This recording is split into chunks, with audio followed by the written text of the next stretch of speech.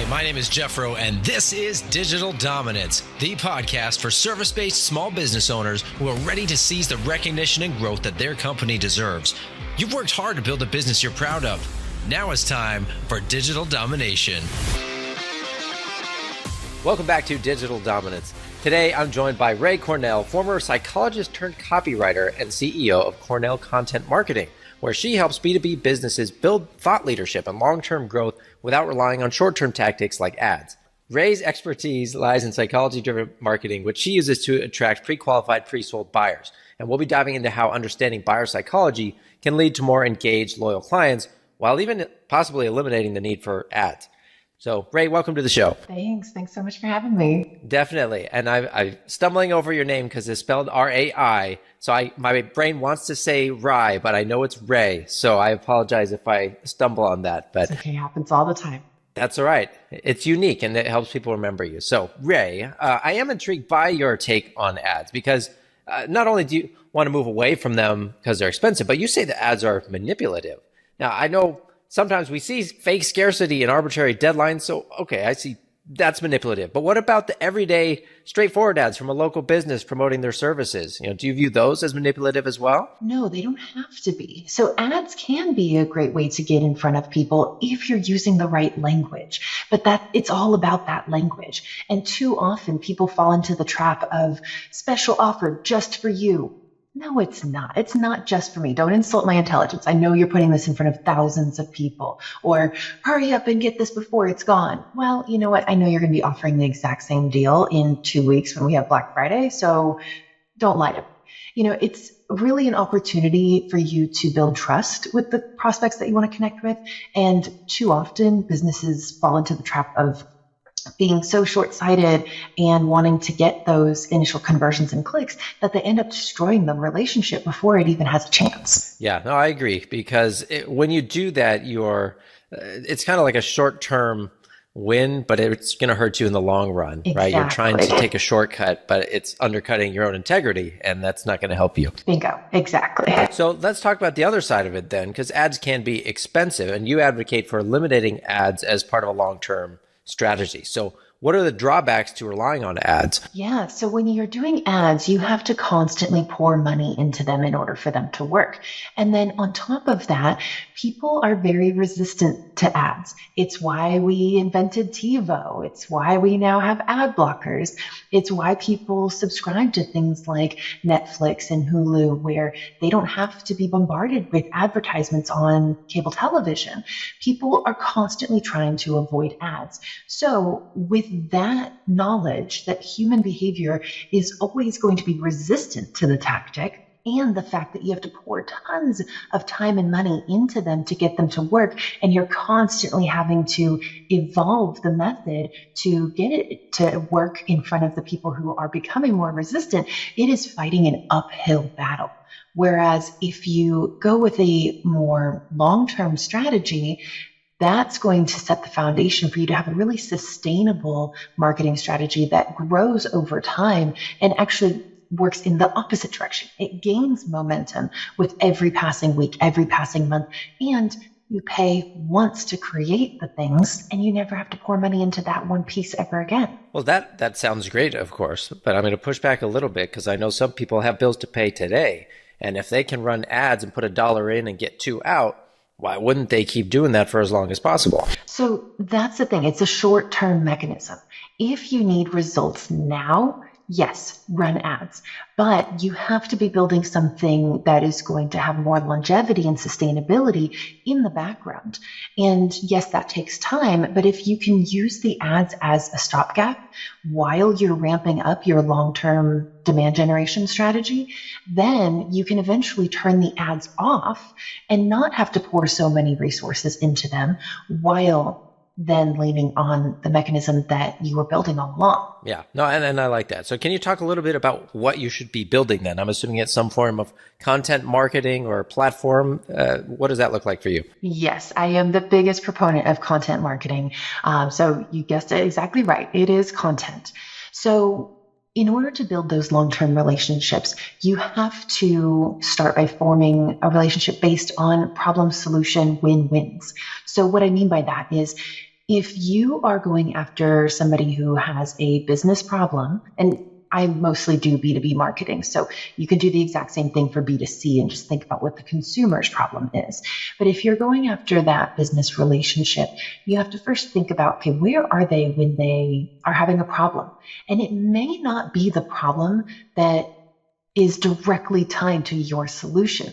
That's the missed opportunity that a lot of companies forget to look at. They look very narrowly at, okay, what's the problem that we solve with our product or service? And they only speak to that. But if you actually look at everything that leads someone to realizing they have the problem that you directly solve, and you create content that speaks to all of those stages of change, then you're going to start capturing them and filling your pipeline way earlier.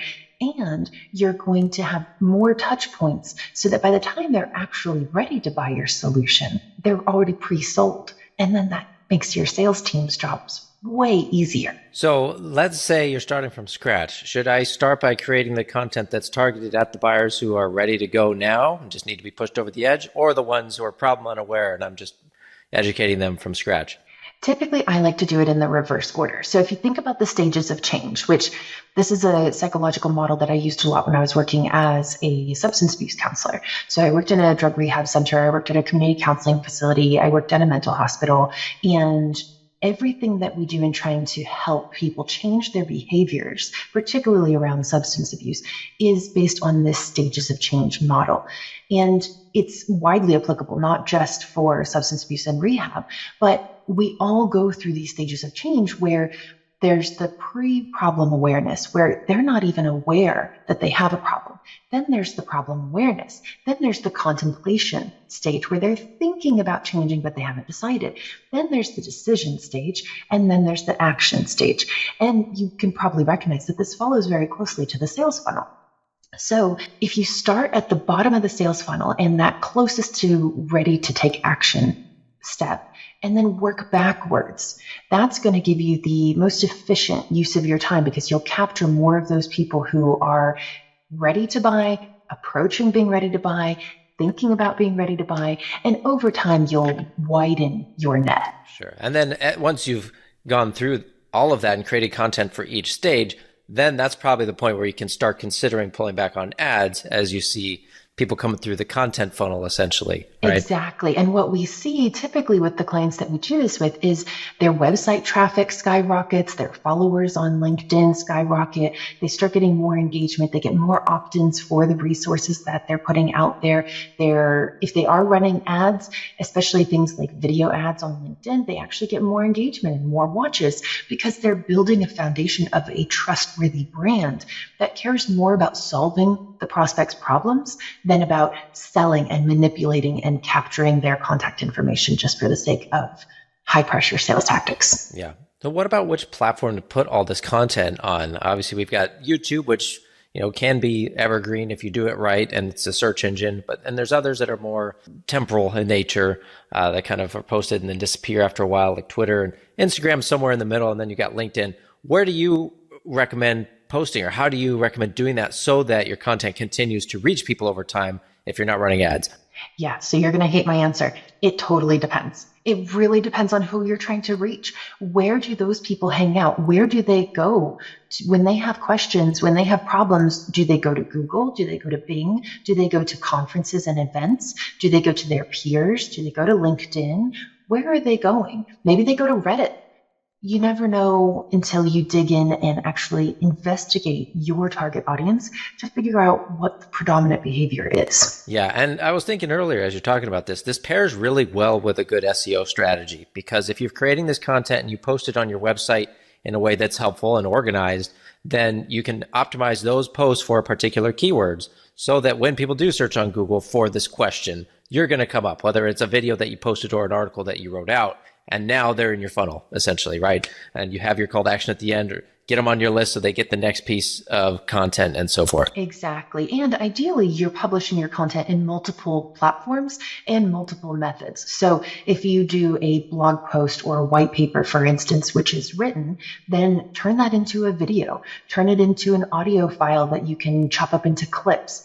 turn it into an email sequence, turn it into a downloadable file, whether that's an infographic or if it's a blog, turn it into an ebook. Repurpose that content in as many ways as makes sense for your target audience. So here's a question. How sophisticated do you get with the follow-up and nurture email sequences? So if someone opts in on a blog post that has content targeted at a problem unaware person, do you have one automation for them that gives them the basic stuff? Or do they just get dropped into the weekly newsletter and kind of, they just come along for the ride with whatever you're talking about today? It's a little in between. So we wouldn't have email sequences for each individual stage of change, because what's going to happen is people want to move from one to the next. How can I get someone to move from the pre-problem awareness segment into the awareness and consideration or contemplation stage if I've tagged them as only pre-problem awareness and I'm only sending them that type of content? So what you need to do is have a little bit of overlap so that you're giving people opportunities. Let's say they're tagged with pre-problem awareness, but you send them contemplation content and they engage with that. Well, then suddenly you can tag them with contemplation tags and you can move them along. Well, yeah, and that was kind of the idea, right? If you've got multiple entry points to your nurturing sequences, eventually everybody ends up on the same path once they've gone through the progressive levels of content. So, I mean, this obviously takes a lot of planning to create all of this and do it in a way that makes sense. So it's not just kind of scatterbrained, like all these different topics. It needs to feel natural for the reader to feel like they're being, getting more information that's helpful and meeting them where they're at. So how do you help people figure that out instead of it just being kind of like, well, here's another topic I can post about? Yeah, you're exactly right. That's kind of unfortunately, that's the default behavior for a lot of companies that don't take the time to put a lot of thought into what are we going to plan out. Oftentimes, the content that my team and I plan out, we have at any given time probably about a year and a half's worth of ideas. And then we narrow it down based on priority and which vertical or industry are we targeting at the moment, and what do we think based on the data of previous content is going to perform best. And we narrow it down and we create a 3-month calendar. So you absolutely need to be thinking ahead more than just, oh, what should we talk about this month or this week? We have a buyer psychology profiling kit that looks like a matrix of the different stages of the funnel as well as the stages of change. And we map that to the internal experiences that are going on for the person at each individual stage of change. So there are things that they're thinking, feeling, believing, and desiring. And you need to put yourself in their shoes, really empathize with the person who's dealing with those particular problems at that particular state of mentality in trying to get them to change their behavior over to your particular product or service. And if you can think through all of that internal experience that they're going through, you can come up with some incredibly powerful content. And that ideation process, which usually can take just a couple of hours, will really set you up for a successful year of content marketing. Yeah, because once you've tapped into that, it's almost unfair, right? If you do it right, that the person feels like you're speaking right to them, you have the exact solution that they need, and you've already removed all the objections in your content, and they're just like, all right, where do I sign up?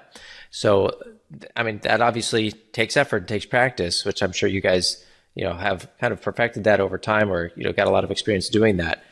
So, can you tell us about what it means to have a 90% pre-sold buyer? Because that's something you target, right? Yes, exactly. So one of the things that I hear from companies a lot is, oh, we don't want to give it all away. We don't want to give away all of our information. We don't want to give away I hate this phrase, but our secret sauce. They are afraid of sharing too much too soon, when really what you need in order to get that buyer 80 to 90% pre-sold before they ever even speak to someone on your sales team, you have to be transparent. You have to give them information. You have to help them envision what it's going to be like to work with you once they're on the other side of that sale. If you can answer all of their questions, then you're building trust. And suddenly you become the brand that they just implicitly like and trust. And even if you are more expensive than the other companies that they're considering when they're shopping around, they'll be sitting around with their colleagues going, I know this company is a little bit more expensive than the others, but I just like them. And I feel like they're really going to be the ones to take good care of us because you've been so transparent throughout the whole process. And there's a great book about this called They Ask You Answer. And it goes into the struggle, the internal frustration that we feel as consumers when we're shopping and we type something into Google or we're looking for something on a website and we're stonewalled because it's, oh no, you can't find out that information until you talk to a member of our sales team. No, provide the information. Yeah. Well, and I know you've also talked about, the modern buyer, the savvy buyer, and how you have to approach them differently. Now people have been online for decades or their whole life, whereas before, if you're making some claim, it felt totally new. And now your claim not only has to be, or it can't just be the same. It has to be differentiated. It has to be unique. It has to be so specific and maybe relevant to what's going on right now. Like, to get people's attention is a lot harder. And so if you do a good job with understanding the psychology, then okay, that's going to help a lot. So can you walk us through that, psychology driven approach that maybe has worked well for one of your B2B clients? Yeah, absolutely. So we work with a CPR training platform that is aimed at finding businesses that need to train their staff in CPR and other life-saving skills in order to have, their business in compliance, to have their licensure renewed, things like that. And so when we're looking at connecting with their target audience, it's not just a matter of, oh, the buyer wants to find a provider that will teach their staff CPR. No, there's so much else that goes into it. Things like, okay, the person we're trying to reach is, let's call them the CPR administrator. They're the ones overseeing the entire CPR training program. And maybe they're like the health and safety officer, or maybe they're the nurse on staff, or they might have any other job titles. But what are their roles? Their roles and responsibilities are things like ensuring compliance, ensuring that people get things done and do certain things that they may not want to do, but that need to happen. And so then if we dive into just those two, I'm not going to go into the whole expansive list or we'll be here all day. If we look at just those two, what are the things that that person is struggling with? They're struggling with trying to maintain positive relationships with their coworkers while also having to be the one to constantly tap them on the shoulder and get them to do the things that they need them to do. So if we create content around how to motivate your employees to do the things that feel like check boxes that aren't necessarily intrinsically motivating, or how to build a sense of internal accountability within your team and making sure that you don't have to constantly be the nag amongst your employees that you're overseeing, suddenly that person feels armed with tools that they never would have had. And they start feeling supported and seen and validated by a company that offers a solution that's completely tangential to getting your employees to do things. And yet, when they come time to set up their next CPR training program, who are they going to think of? They're going to think of my client and all the problems that they helped solve, even if it wasn't the one that they get paid to solve. How many touch points do you think are typically needed for someone to get to that point where they have now locked in, this is my go-to person for this thing? Yeah, it used to be 7. That was kind of like the running number in all of the marketing metrics. Today, I think it's double that. I think people's attention spans are so much lower and their trust is not as freely given as it used to. I think you need to have at least 14 touch points with a prospect before they will be ready to buy. And if each of those touch points adds value to their lives, what do you think the odds are going to be of them actually buying from you, even if you're a little bit more expensive than the competition? Yeah. And that kind of also brings the question, how can a business measure the success of a psychology-driven long-term marketing approach compared to traditional ad-based metrics? Because with ads, I've got a dashboard that tells me exactly what I'm spending, how many people are clicking. But with something like this, it's kind of a whole organic thing. So how do I know if I'm doing it right, or if I just need to create a little more content, then it'll start working, or better content? How do you do that? Yeah, great question. So you have to pair the metrics with the behavior. So for example, first we want to see, okay, if someone is seeing our content on LinkedIn, Facebook, Instagram, Reddit, whatever the case may be? Are they interacting with it? Are they engaging with it? Now, engagement is not one of my favorite metrics because people are also not as freely out and about with their likes and their comments nowadays. People tend to be much more reserved with their engagement behaviors than they were even 5 years ago. So that is one metric, but don't let that be the be all end all. The important thing is if you include a link in your content, how many people are actually hopping over there? And then so you can measure website traffic. Once they are there, how long are they staying there? So you can measure user sessions in terms of time duration. And then once they're on there, are they interacting with any other elements on your page? Are they watching the videos? Are they clicking through to your content upgrades, like your PDFs and your infographics? Are they clicking over to other articles? Are they ideally hopping over to your sales pages, which talk about your products and services that you have to offer? Are they clicking your contact? Are they signing up for your email list? And then this is one of my favorite metrics. Once you get people onto your email list, are they staying there? If you send them purely value 80% of the time in your email marketing and a sales CTA the other 20% of the time, if they stay on your email list, that's a huge indicator that they want to be there and they want to hear from you. Then, of course, when you send out that CTA, the sales-oriented messaging, are they engaging with that? That's going to tell you if you've built out this content marketing funnel to properly carry people through these stages of change and get them to do ultimately what you want to do while forming that win-win problem-solution relationship. Now, with the types of content that you're creating for this, I know some people don't want to be the face of a content campaign. They don't want to be a thought leader. Can they make faceless content and do the same thing, or is it not as effective to connect with an audience? Yeah, that's a great question. If you had asked me that 5 years ago, I would have said, no, you absolutely have to have a human face. But nowadays, I think people are forming more human-like relationships with non-humans. And we're seeing this in AI and chatbots, the way people interact with Alexa and Siri and indeed brands. So I think I'm hesitant to say it's okay to just pull the names and expert titles off of all of your content, because if you can do that, you're going to build so much more trust.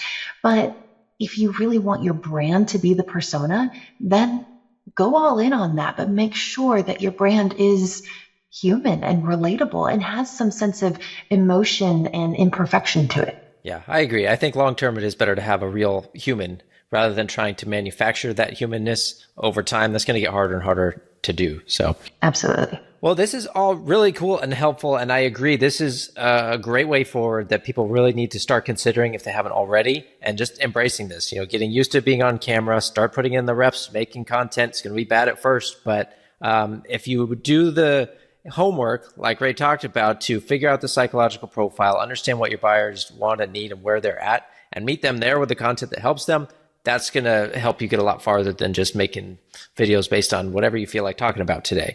Absolutely. And sometimes the bad content is the best content because it really makes people feel like it's very endearing to see somebody be vulnerable. And you won't know until you start putting it out there. So thank you for joining me today, Ray. I love your perspective on marketing, and you've given us a great demonstration on thought leadership as well. So for those of you listening, Ray has some free resources available. You can check out her links in the show notes. And I've got one last question for you, Ray. What's your favorite part of your job? My favorite part is really helping a company uncover what their special thing is. A lot of companies can't see what's really special and unique about them because when you live inside the bottle, you can't read the label.